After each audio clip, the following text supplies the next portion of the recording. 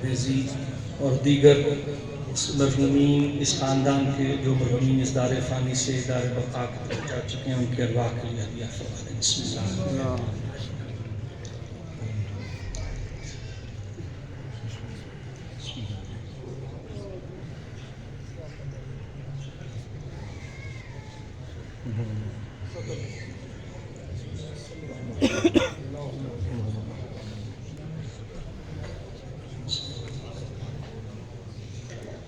اعوذ باللہ من الشیطان الرجیم، بسم اللہ الرحمن الرحیم۔ الحمدللہ الذی ہدانا لہذا وما كنا لنهتدي لولا ان هدانا اللہ لقد جاءت رسل ربنا بالحق والصلاة والسلام والتحیۃ والاکرام علی سید اصل ما فی الوجود سر اللہ فی کل موجود نقطۃ دائرۃ الوجود صاحب لواء الحمد والمقام المحمود الخاتم لما سبق والفاتح لمن غلق المعلن الحق بالحق ابو القاسم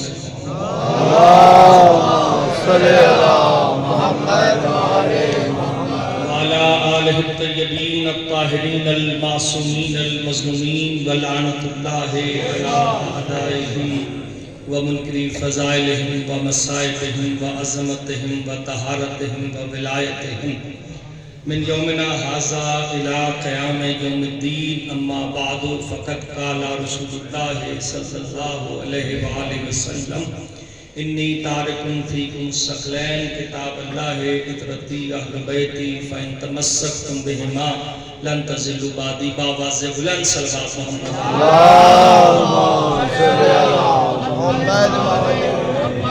اگر یہ باواز بلند ہے تو پھر آہستہ محمد و آل محمد۔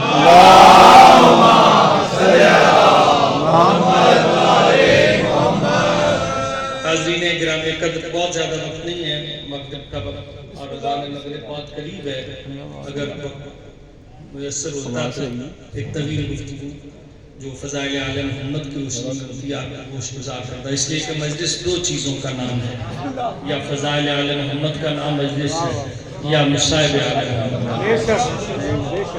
ذکر علی اگر ہے تو مجلس ہے، اور اگر ذکر علی نہیں ہے تو کچھ اور تو ہو سکتا ہے، وہ مجلس نہیں ہو سکتا۔ اور جن کو ذکر علی برا لگتا ہے ان کے چہروں پہ مجھے کان برے لگتے ہیں۔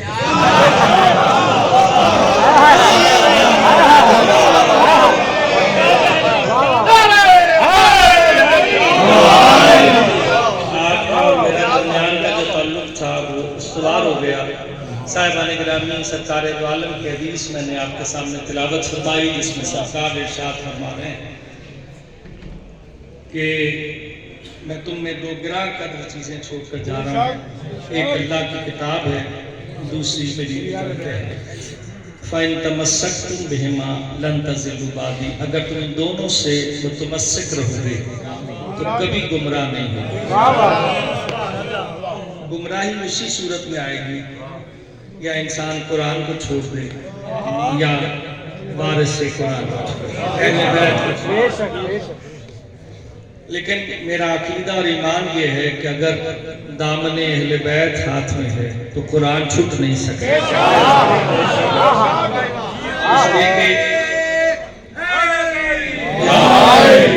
اس لیے کہ القرآن ما علی و علی ما القرآن، قرآن علی کے ساتھ ہے، علی قرآن کے ساتھ۔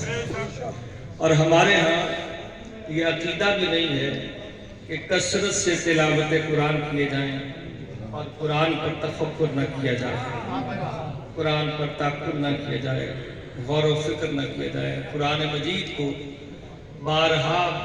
قرآن مجید میں بارہا پروردگار نے کہا کہ تم قرآن میں تدبر کیوں نہیں کرتے، تفکر کیوں نہیں کرتے، کیا تمہارے دلوں پر کفر پڑے؟ یعنی اگر قرآن کو غور و فکر کے ساتھ پڑھا جائے تو قرآن بھی فضائل اہل بیت تک ہی لے کر جاتا ہے۔ اس لیے کہ بنیادی چیز کوئی بھی، اس میں قرآن مجید میں جہاں میں بہت مختصر کرتے سمیٹتے ہوئے جملے آپ کے گوش گزار کر رہا ہوں، اور مجھے ظاہر ہے جملے چننے میں ذرا تھوڑی سی دقت ہو رہی ہے، اور اگر آپ میرا سہارا دیں گے تو مجھے آسانی رہے گی۔ مولا درجات بلند فرمائے، وسیم شاہ جی کے اللہ آپ سب کو آباد رکھے، جتنے بھی یہاں بیٹھے ہیں۔ مولا جس کے دل میں جو عادت ہے ذکر اہل بیت کے صدقے آپ سب کی حاجتوں کو اپنی بارگاہ میں سجا فرمائے۔ قرآن مجید کے اندر حکایتیں بھی ہیں، واقعات بھی ہیں، شریعت کے مسائل بھی ہیں۔ شریعت کے مسائل جو ہے، شریعت کا آغاز ہی جو ہے وہ سب سے پہلے نماز سے ہوتا ہے نا، بنیادی چیز فروعات دین میں سے نماز ہے، ٹھیک ہے جی۔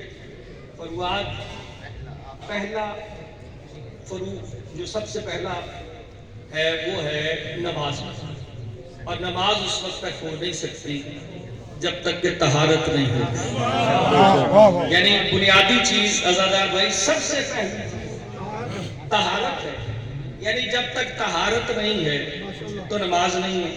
کوئی بھی عمل سب سے پہلی چیز، یعنی آپ چاہے تحفۃ العوام اٹھا کے دیکھ لیں، چاہے اور فرقہ کی کوئی کتاب اٹھا کے دیکھیں، سب سے پہلی کتاب اس میں کتاب الطہارت ہوگی، کتاب الصلاۃ بعد میں ہوگی۔ یعنی جب تک طاہرین کا ساتھ نہ ہوگا، اور کوئی اس وقت تک طاہر و مطہر ہو نہیں سکتا جب تک کہ اہل بیت کے ساتھ اس کی وابستگی نہ ہو۔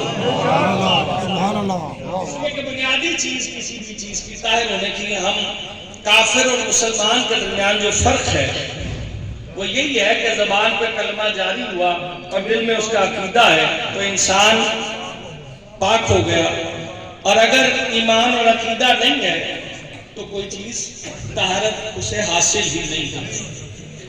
تو اسی لیے اسلام میں جیسے کوئی بچہ اس دنیا کے اندر آتا ہے تو سب سے پہلے اسے غسل دیا جاتا ہے۔ کیوں غسل دیا جاتا ہے؟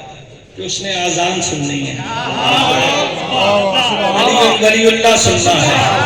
میں اپنی بات کروں، مجھے کسی سے کوئی ولی اللہ سننا ہے، کہ حکم یہ ہوتا ہے کہ اسے پاک کر، جب اس دنیا سے جاتا ہے تو پھر پاک کیا جاتا ہے۔ کیوں؟ اس نے تلقین سننی ہے، اللہ سننا ہے۔